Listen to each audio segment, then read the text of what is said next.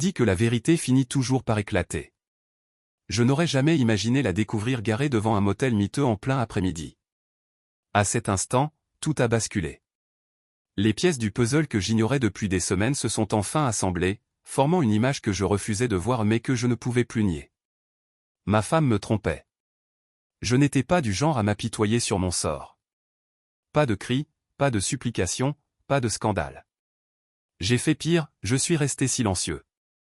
J'ai observé. J'ai préparé mon coup. Et quand le moment est venu, je suis parti pas en homme brisé, mais en homme avec un but. Ce que j'ai fait ensuite n'était pas de la vengeance. C'était la justice. Un règlement de compte. Et quand elle a compris ce qui se passait, il était déjà trop tard. Son monde s'effondrait, et rien ne pouvait l'arrêter. Voici l'histoire de la façon dont j'ai transformé la trahison de ma femme en son pire cauchemar et dont je suis reparti libre. Mais ne brûlons pas les étapes. Commençons par le début. Je m'appelle Thomas Moreau. J'ai 38 ans, chef de chantier dans le bâtiment depuis mes 19 ans. Travail dur, journée longue, mais ça nous a toujours nourris. Et pendant longtemps, j'ai cru que j'avais une belle vie. J'ai rencontré Camille quand j'avais 25 ans. Elle servait au bar d'un bistrot près de l'un de mes chantiers, et je l'avoue, j'ai été accro dès le premier regard. Elle avait ce rire franc, sincère, et quand elle te regardait, tu te sentais unique. On a vite passé tout notre temps libre ensemble. Elle avait de grands rêves, ouvrir sa propre boutique, quelque chose de créatif, peut-être un petit magasin ou une vente en ligne. Moi, je voulais lui offrir ça, être celui qui la soutenait, qui lui donnait la vie qu'elle voulait. On s'est mariés 3 ans plus tard dans une petite église en périphérie de la ville. Rien de luxueux, juste des amis, de la famille et beaucoup de bière bon marché. Je pensais qu'on était heureux. Je pensais qu'elle l'était. Mais j'avais peut-être simplement fermé les yeux. Et puis, le jour fatidique est arrivé. Le soleil se couchait, peignant le ciel de teintes orangées et violettes tandis que je rentrais d'une course pour le boulot. Un mardi banal, rien d'extraordinaire. J'avais passé l'heure précédente chez Leroy Merlin pour acheter du matériel pour la clôture que je devais réparer. L'arrière de mon camion brinque-ballait avec les sacs de ciment et les planches qui bougeaient à chaque virage. La route m'était familière, celle que j'avais prise des centaines de fois, traversant la ville, passant devant le café où on allait souvent, devant la station-service où je prenais toujours mon café. Et puis je l'ai vue. Au début, mon cerveau n'a pas tout compris. C'était juste une voiture sur un parking, rien d'anormal. Mais mon instinct m'a forcé à regarder une seconde fois. Et quand je l'ai fait, mes mains se sont crispées sur le volant. C'était sa voiture. Impossible de s'y tromper. Je reconnaissais cette petite berline grise partout, celle que je lavais le dimanche matin, celle avec la rayure sur le pare-chocs arrière depuis qu'elle avait mal calculé son créneau l'hiver dernier. Elle était garée juste devant le motel des Pins, le genre d'endroit où on ne va que quand on n'a nulle part où aller ou quand on veut cacher quelque chose. J'ai senti mon estomac se nouer, comme si j'avais pris un nid de poule. J'ai ralenti, les yeux rivés sur cette voiture, m'attendant presque à la voir sortir d'une seconde à l'autre. Peut-être qu'elle s'était arrêtée là pour une raison que je ne comprenais pas. Peut-être que sa voiture était en panne, qu'elle attendait le dépanneur. Peut-être, je ne sais pas. Mon esprit cherchait désespérément une explication qui évitait le pire. Mais rien ne collait. J'ai garé le camion à une centaine de mètres, moteur au ralenti sur le bas-côté. Je suis resté là quelques minutes. Ma respiration était calme, mais seulement parce que je me forçais. Si je me laissais aller, si je pensais vraiment à ce que ça pouvait signifier, je ne savais pas ce que je ferais. J'ai pris mon téléphone, mon pouce au-dessus de son nom dans les contacts. Je pouvais l'appeler, lui demander où elle était, écouter son excuse. Mais si elle mentait? Est-ce que je supporterais ça? Est-ce que je pourrais faire semblant de ne rien savoir? Au lieu de ça, j'ai observé. Des voitures entraient et sortaient du parking, mais pas la sienne. Pas de signe d'elle, aucun mouvement. J'ai regardé l'heure, 17h43. Elle aurait dû être au boulot. Alors pourquoi sa voiture était-elle là? En fixant ce motel, je n'ai pas pu m'empêcher de repenser à comment on en était arrivé là, à comment moi j'en étais arrivé là. J'ai passé la main sur mon visage, soupirant profondément. Il fallait que je sois sûr. Il me fallait des réponses. Et je n'arrêterai pas tant que je ne les aurai pas. Quand je suis rentré ce soir-là, j'avais décidé de jouer la carte de la nonchalance. Pas d'accusation, pas de confrontation, juste une question anodine, comme si de rien n'était. L'odeur du dîner flottait dans l'air, ail et oignons, et j'entendais le bruit discret des casseroles dans la cuisine. Ma femme, Camille, était au fourneau, remuant une marmite d'une main tout en jetant un œil à son téléphone de l'autre. Elle a levé la tête quand je suis entré, m'a souri comme si tout allait bien au monde. « Salut chérie, t'as pris les courses ?» J'avais oublié les courses. Mon esprit avait été si occupé par ce que j'avais vu au motel que j'avais laissé les sacs sur le siège avant du camion. « Oui », ai-je répondu en me forçant à avoir l'air normal. « Je les ai laissés dans le camion, je les prendrai après le dîner. » Elle a hoché la tête, sans y prêter attention. Je me suis dirigé vers l'évier, me suis lavé les mains, prenant mon temps pour les essuyer. Tout ce temps, mon cerveau tournait à plein régime, cherchant la meilleure façon d'aborder le sujet sans tout faire exploser. Si elle mentait ou non, quand elle mentirait, je voulais l'entendre de sa bouche. Le dîner s'est déroulé dans le calme habituel. On a parlé de nos journées. Je lui ai raconté le chantier, comment le nouveau avait failli s'enfoncer un clou dans la botte. Elle a ri, secouant la tête en buvant une gorgée de vin. Elle m'a parlé d'un souci au boulot, un dossier urgent que son chef lui avait refilé à la dernière minute. Tout était si normal. Et puis, quand les assiettes étaient presque vides et qu'elle s'apprêtait à se lever, j'ai lâché. « Au fait, drôle de truc, j'ai vu ta voiture aujourd'hui. » Elle a cligné des yeux. « Ah oui? Où ça? » « Près de ce vieux motel. »« Les Pins, je crois. » Pendant une fraction de seconde d'un éclair, quelque chose a changé sur son visage. Une hésitation, un gel du mouvement si bref que si je n'avais pas guetté, je l'aurais manqué. Mais je guettais. Et j'ai vu. Puis, comme ça, elle a ri. Un rire léger, naturel, secouant la tête en reprenant son verre. Ah oui. J'étais avec Marie au petit café en face. J'ai posé ma fourchette. Il n'y avait pas de café en face. J'étais passé devant ce motel des centaines de fois, et je savais pertinemment qu'il n'y avait aucun café à proximité. Juste une station-service à 2 rues et un garage à côté, mais pas de café. Pas même un drive. J'ai gardé une expression neutre. Ah bon? Je savais pas qu'il y avait un café là-bas. Elle a agité la main. C'est tout petit, un peu caché. Tu l'as pas vu depuis la route. Elle mentait. Je le savais maintenant, sans le moindre doute. Mais je n'ai rien dit. J'ai simplement hoché la tête et bu une gorgée d'eau. De quoi vous avez parlé? Elle a continué sur le nouveau boulot de Marie, ses vacances récentes, des détails anodins qui donnaient l'impression d'un après-midi innocent. Mais tout ce que j'entendais, c'était le mensonge. Tout ce que je voyais, c'était sa voiture garée devant ce motel. Et comme ça, quelque chose en moi a changé. Ce n'était plus du doute. Ce n'était plus de la paranoïa. C'était réel. Elle me cachait quelque chose. Et j'allais découvrir quoi. J'ai passé près d'une heure assis dans mon camion, garé à quelques rues de chez moi, à fixer le vide. Mes mains étaient posées sur le volant, mais je ne serrais pas. Je ne pensais ni au boulot, ni aux factures, ni à la clôture à réparer. Je pensais à elle. À la façon dont elle avait ri si facilement quand j'avais mentionné le motel, comme si c'était anodin. À la façon dont elle avait à peine hésité avant de me mentir en face. À comment elle n'avait même pas tressailli en parlant d'un café qui n'existait pas. J'avais besoin de preuves. Pas juste des soupçons. Pas juste une intuition. Des preuves irréfutables. Alors j'ai fait la seule chose qui avait du sens. J'ai appelé mon frère. Luc a décroché à la 2e sonnerie.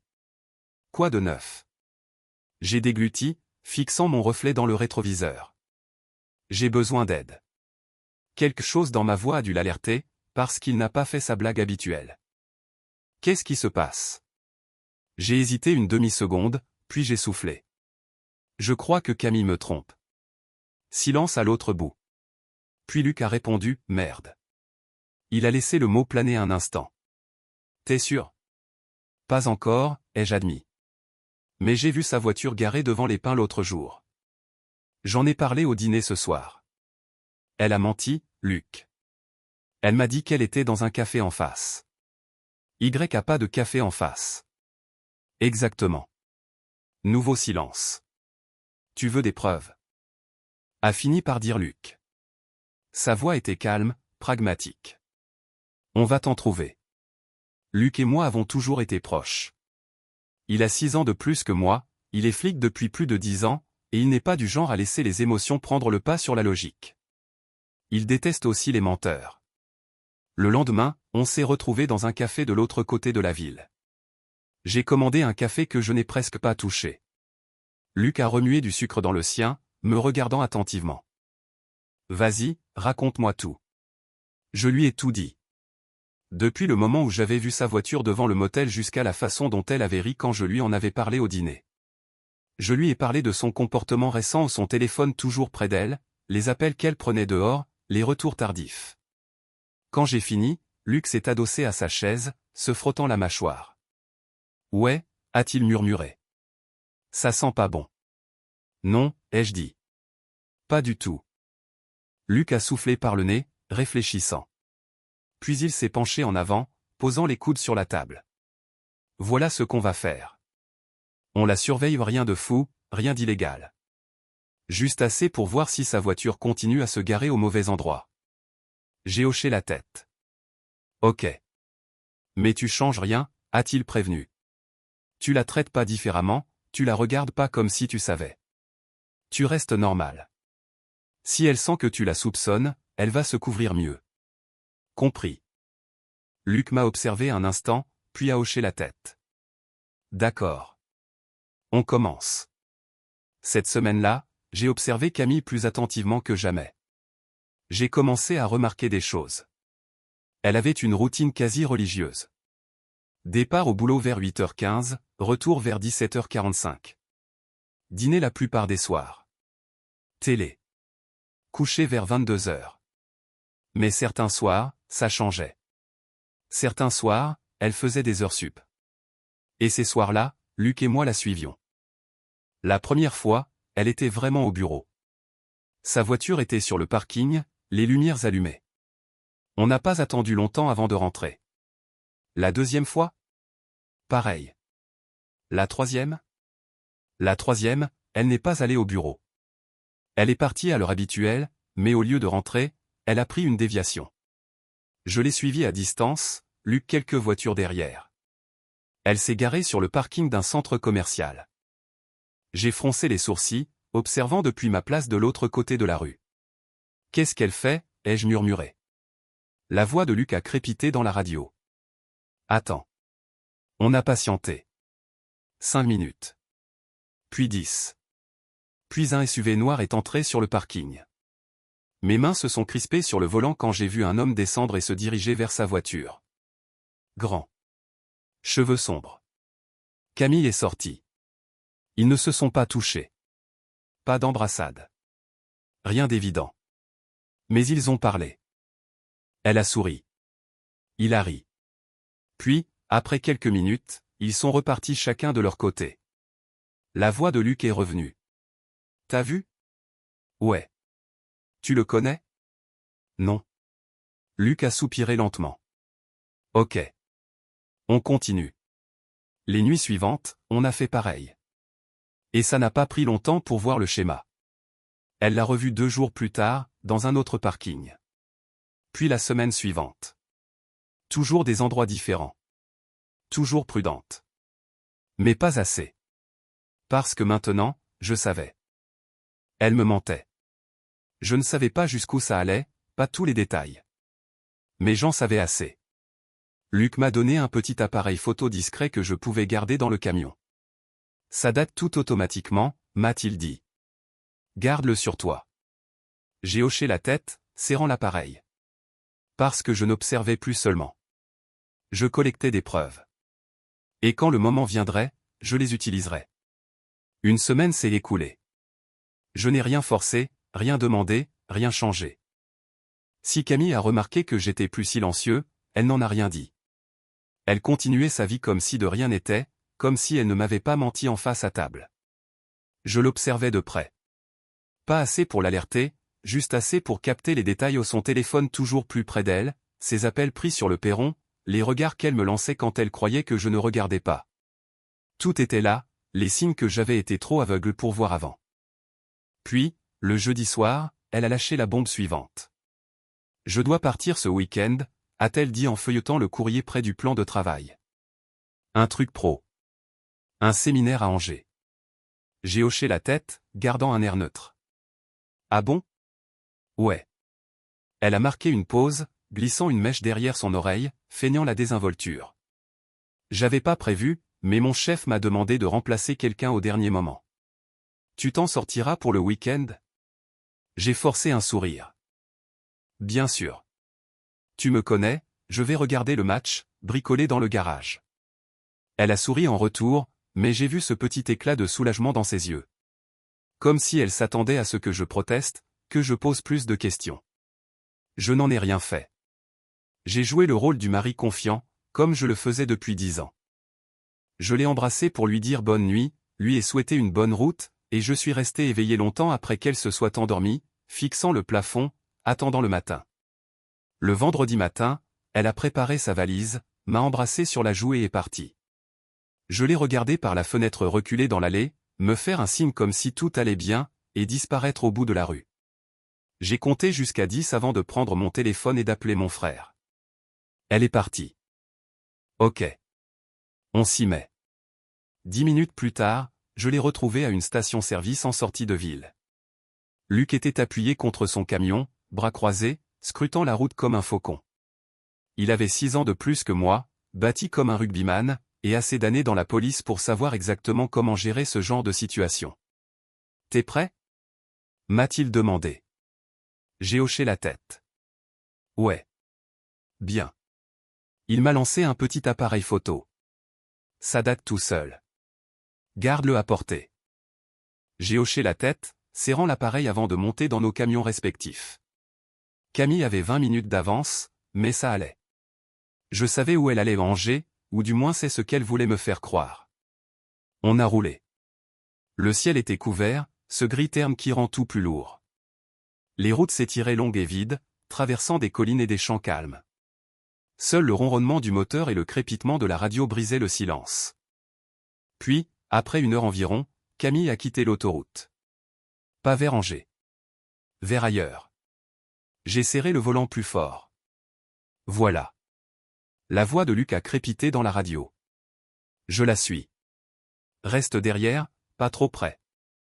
On est resté assez loin pour qu'elle ne nous remarque pas. Quelques kilomètres plus tard, elle a tourné à nouveau sur une petite route sinueuse bordée d'arbres. Et enfin, elle s'est arrêtée. Une petite maison de campagne se dressait au bout d'une longue allée de gravier, nichée entre des arbres épais, le genre d'endroit qu'on loue pour un week-end tranquille. Mon estomac s'est noué quand j'ai garé sur le bas-côté et coupé le moteur. Luc s'est garé derrière moi, est descendu et s'est approché de ma vitre. « Eh bien » a-t-il murmuré. « Elle est clairement pas à un séminaire. » Je n'ai rien répondu. J'ai juste regardé. 2 minutes plus tard, une autre voiture est arrivée. Un SUV noir. Un homme est descendu. Grand. Cheveux sombres. Le genre de type qui passe plus de temps en salle de sport qu'au boulot. Il s'est dirigé vers sa voiture, et elle est sortie, souriante. Puis, sans hésiter, elle s'est jetée dans ses bras, s'accrochant à lui comme s'il était le seul au monde. Quelque chose en moi s'est glacé. Luc a sifflé doucement. Putain. J'ai serré les dents. Prends l'appareil. Je n'ai pas détourné le regard pendant que Luc prenait la première photo. L'horodatage s'est affiché, 14 mars, 15h42. Clic, ils ont marché vers la maison côte à côte. Clic, il lui a tenu la porte. Elle a ri à quelque chose qu'il disait. Clic, la porte s'est refermée derrière eux. Silence. Luc a soufflé, secouant la tête. Franchement, Thomas. J'espérais qu'on trouverait rien. J'ai hoché la tête, fixant la maison, serrant le volant si fort que mes phalanges blanchissaient. Moi aussi. Mais voilà la preuve. Plus de doute. Plus de suppositions. Plus de bénéfice du doute. Camille n'était pas en séminaire. Elle était là. Avec lui. Et maintenant, j'avais tout ce qu'il me fallait. Après ce week-end, après l'avoir vu partir pour cette maison de campagne avec lui, je n'ai plus ressenti grand-chose. Pas de rage. Pas de cris. Pas de destruction. Juste une compréhension profonde et calme que la femme avec qui j'avais construit ma vie l'avait déjà quitté. Elle ne me l'avait simplement pas dit. Alors j'ai pris une décision. Je n'allais pas me battre. Je n'allais pas supplier. J'allais disparaître. Et quand elle s'en rendrait compte, il serait trop tard.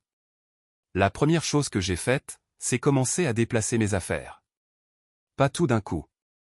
Pas de façon à éveiller ses soupçons. Juste un peu à la fois. Le garage était l'endroit idéal pour commencer. Elle n'y prêtait jamais attention, ne remarquait pas quand les choses bougeaient. J'ai pris 2 boîtes à outils, du matériel de camping, et je les ai chargées dans le camion un soir après qu'elle soit couchée. Je les ai déposées chez Luc pour l'instant. Ensuite, mes vêtements. Ça a pris plus de temps.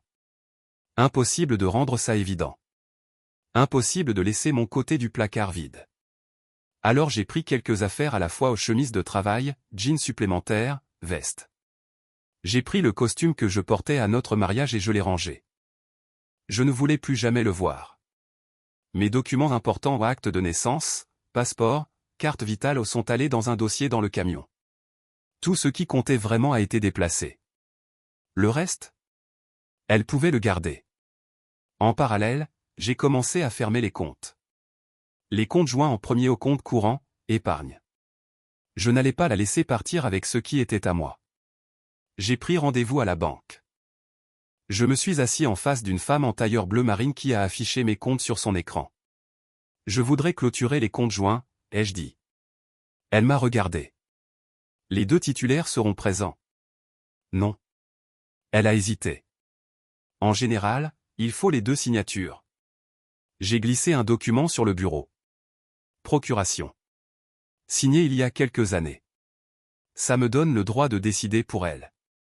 Elle a parcouru le papier, lèvres pincées. Elle a hoché la tête. Très bien. On peut procéder. J'ai transféré ce qui était à moi sur mon compte personnel. Le reste, quelques centaines d'euros de son salaire, est resté. Qu'elle les prenne. Je suis sorti de la banque avec mon solde intact et mon nom détaché du sien. Étape 1, terminée. L'étape suivante, l'avocat. Je n'en avais parlé ni à Luc ni à personne. Mais je savais où ça menait, et je n'allais pas y aller sans préparation. Je me suis assis en face d'un homme nommé Marc Laurent, avocat spécialisé en divorce en ville. La cinquantaine, tempe grisonnante, regard vif qui avait dû voir tous les coups possibles. Qu'est-ce qu'on a-t-il demandé, croisant les mains sur son bureau. J'ai expiré lentement. Marié depuis 10 ans. Pas d'enfant. Compte joint déjà clôturé. La maison est à mon nom, achetée avant le mariage. Il a hoché la tête. Parfait. Ça simplifie. Je lui ai tendu un dossier. Et j'ai des preuves d'infidélité. Il l'a ouvert, feuilletant les photos. Je l'ai observé, cherchant une réaction. Mais il en avait trop vu pour être surpris. C'est solide, a-t-il dit. Vous comptez la confronter? Non. Pas encore. Il m'a regardé un instant, puis a hoché la tête. Ok. Voilà comment on procède. On prépare les papiers maintenant. On dépose quand vous serez prêt. Vous la ferez signifier? Oui. Et vous voulez une rupture nette? Pas de négociation? Rien. Elle n'aura rien. Ses lèvres se sont légèrement incurvées. Je vous aime bien. On s'est serré la main. Et comme ça, les papiers étaient lancés. Les 2 semaines suivantes, j'ai continué à déplacer des choses. Les meubles? Laissés. La vaisselle? Laissée. Nos photos de mariage? Je les ai brûlées dans le jardin de Luc une nuit, en buvant une bière, regardant les flammes dévorer le passé. Camille n'a rien remarqué. Elle était trop occupée à texter sur son téléphone quand elle croyait que je ne regardais pas. Trop occupée à partir tôt et rentrer tard. Trop occupée à planifier son prochain week-end dans cette maison de campagne. Trop occupée avec lui. Tant mieux. Qu'elle soit distraite.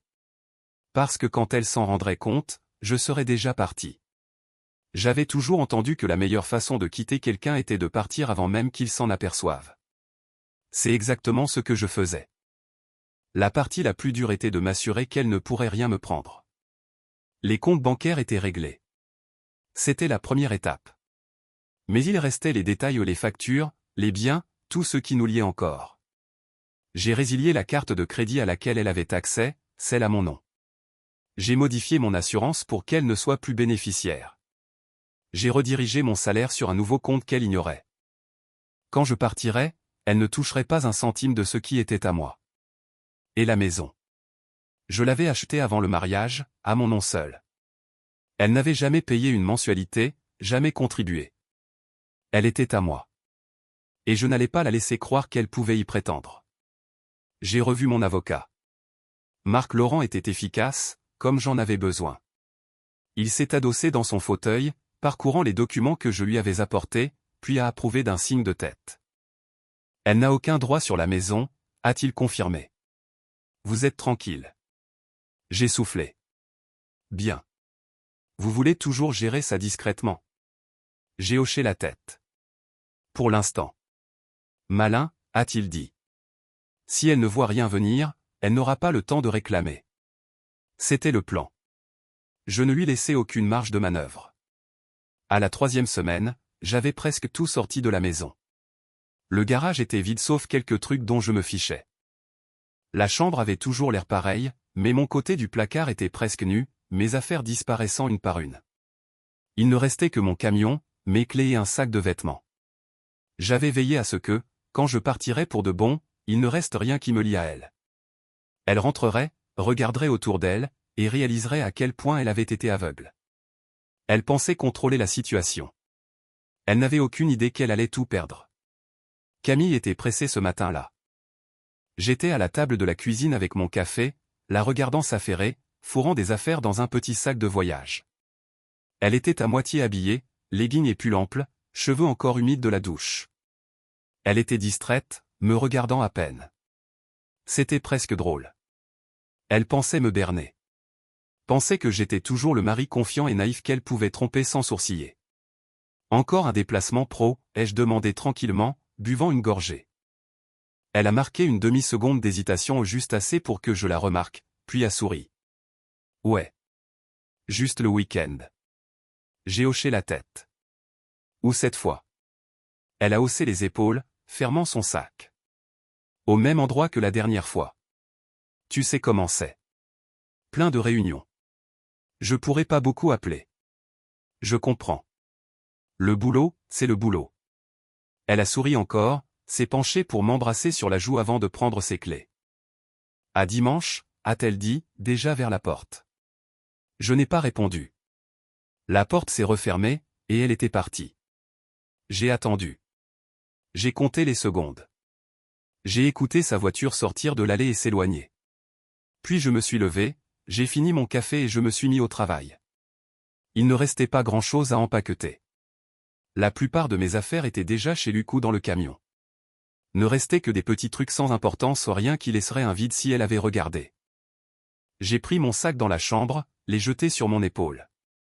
Le placard, autrefois rempli de mes vêtements, paraissait vide maintenant. Il ne restait que les siens, bien rangés, intacts. J'ai traversé la maison lentement, jetant un dernier regard à tout. Le canapé qu'on avait acheté ensemble. Les photos au mur, qu'on n'avait jamais mises à jour. La table où on avait partagé des centaines de repas tranquilles, la même table où elle m'avait menti en face. Ça ne faisait pas aussi mal que je l'aurais cru. Pas de tristesse, pas d'hésitation. Juste une compréhension froide et ferme que je faisais exactement ce qu'il fallait. Dans le salon, j'ai sorti mon alliance de ma poche. Elle pesait plus lourd que d'habitude, comme si elle avait attendu ce moment. Je l'ai posée sur la table. À côté, j'ai placé les papiers de divorce signés, sans appel possible. Avec l'enveloppe épaisse contenant les preuves. Photo. Horodatage. Tout ce qu'elle avait fait, noir sur blanc. Un compte-rendu complet de sa trahison, offert à sa vue. Je n'ai laissé aucun mot. Pas besoin. Elle comprendrait. J'ai pris une dernière grande inspiration, attrapé mes clés et suis sorti pour la dernière fois. Je n'ai pas regardé en arrière. Camille est rentrée tard le dimanche soir, épuisée par un week-end de mensonges. Elle avait probablement passé ces 2 jours plongée dans son illusion, pensant tout maîtriser. Elle n'avait aucune idée de ce qui l'attendait. Elle est sortie de sa voiture, sac sur l'épaule, clé en main. Tout lui semblait normal jusqu'à ce qu'elle franchisse la porte. La maison était silencieuse. Trop silencieuse. Pas de bruit dans la cuisine. Pas de télé dans le salon. Pas de lumière sauf une lueur tamisée dans le couloir. Elle a appelé mon nom. Une fois. 2 fois. Rien. Ses talons ont claqué sur le parquet alors qu'elle avançait, fronçant les sourcils. C'est là qu'elle a vu la table. Son regard a d'abord accroché l'alliance, seule. Puis l'enveloppe. Épaisse. Lourde. Ses doigts ont tremblé en la prenant, son estomac se nouant quand elle a sorti les papiers de divorce. Et puis les photos. Elle les a feuilletées, chaque image la frappant plus fort que la précédente. Les horodatage. Les lieux. Sa voiture devant la maison de campagne. Ses rencontres avec lui dans les parkings. Les moments qu'elle croyait invisibles, capturés en clair et net. Son souffle s'est coupé. Ses mains tremblaient. Et pour la première fois dans tout ça, elle a ressenti ce que c'était de perdre le contrôle. La panique a pris le dessus.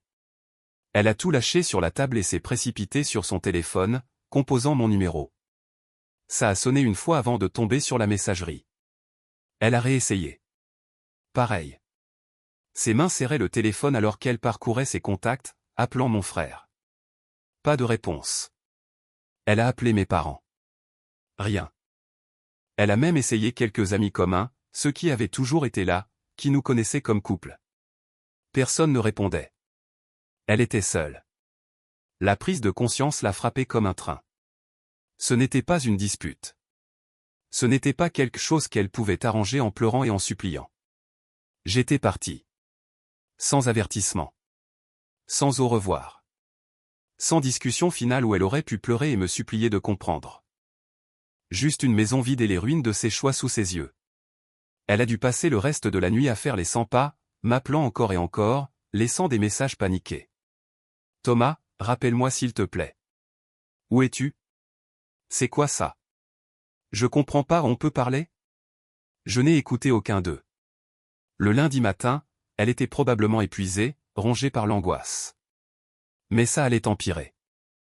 Elle est allée au boulot, espérant sans doute que le travail lui offrirait un peu d'évasion, un semblant de normalité. Elle s'est dit que le choc passerait, qu'elle trouverait un moyen de me joindre. Mais dès qu'elle est entrée, elle a su que quelque chose n'allait pas. Ses collègues évitaient son regard. Les conversations s'arrêtaient quand elle passait. On chuchotait, jetant des coups d'œil dans sa direction. Puis l'appel de son patron. Elle est entrée dans son bureau, refermant la porte. Un dossier était sur le bureau. Un dossier qui lui semblait étrangement familier. Dès qu'elle s'est assise, il l'a poussé vers elle. Vous voulez expliquer?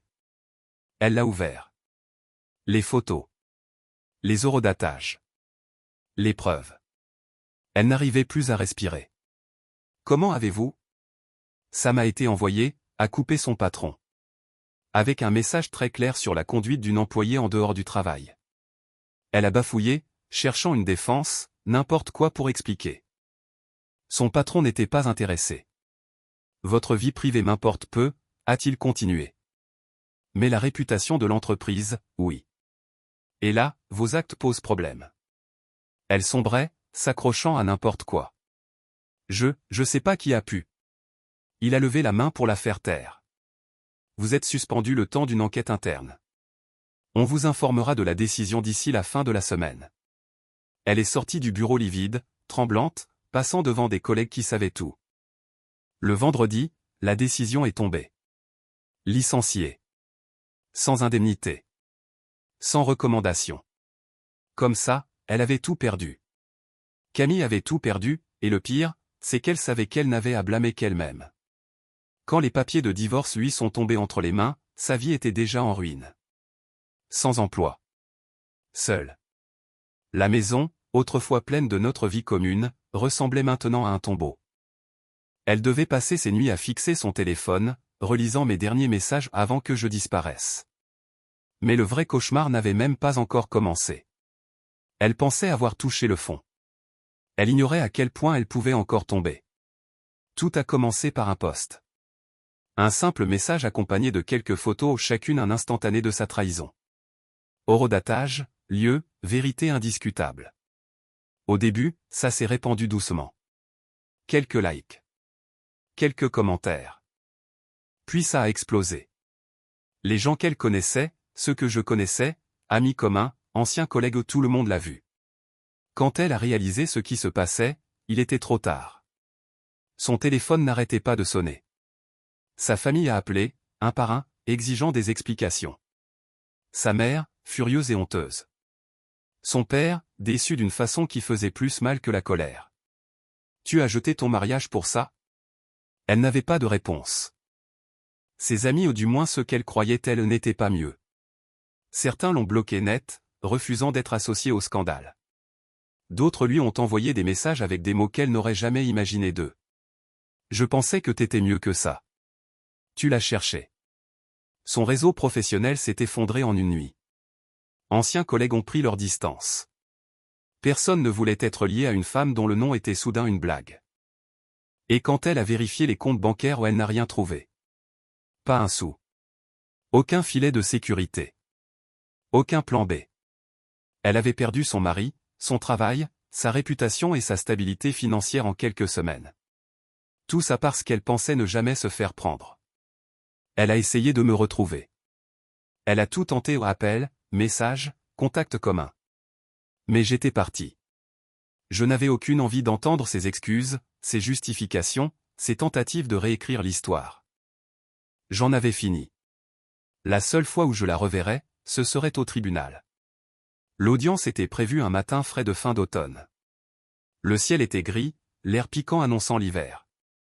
Je suis arrivé tôt, costume impeccable propre, confiant, prêt. Mon avocat, Marc, m'a serré la main en entrant au palais. Elle n'a aucune chance, m'a-t-il rappelé. C'est juste une formalité. J'ai hoché la tête. Je le savais. Mais je voulais quand même y assister. Camille est arrivée quelques minutes plus tard. Elle avait changé. La femme élégante et assurée que j'avais connue avait disparu.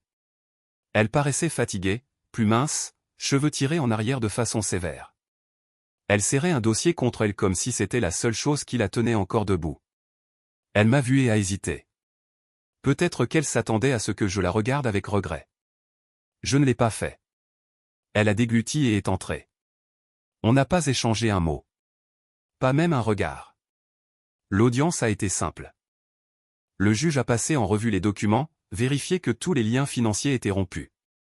Mon avocat a présenté les preuves, même s'il n'en avait pas vraiment besoin. Le dossier était limpide. Camille est restée assise, silencieuse, osant à peine lever les yeux. Quand son tour est venu, elle a marmonné quelque chose sur ses regrets et son souhait que les choses aient été différentes. Le juge n'était pas intéressé. « Monsieur Moreau », a-t-il dit en se tournant vers moi. « Demandez-vous une prestation quelconque de la défenderesse ? » ?»« Non, votre honneur. Je veux une rupture nette. » Le juge a hoché la tête, feuilletant les dernières pages. « Alors c'est réglé. » Son marteau est tombé. Divorce prononcé. Et comme ça, j'étais libre. Camille est restée immobile pendant que la salle se vidait. Elle avait perdu. Elle n'avait rien. Et moi ? Je suis sorti du tribunal sans un regard en arrière.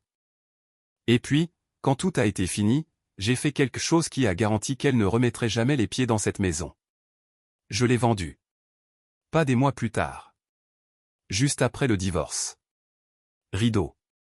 Partagez votre opinion dans les commentaires. Pensez-vous que la vengeance soit justifiée dans ce genre de situation, ou que l'héroïne aurait dû simplement s'éloigner sans la dénoncer?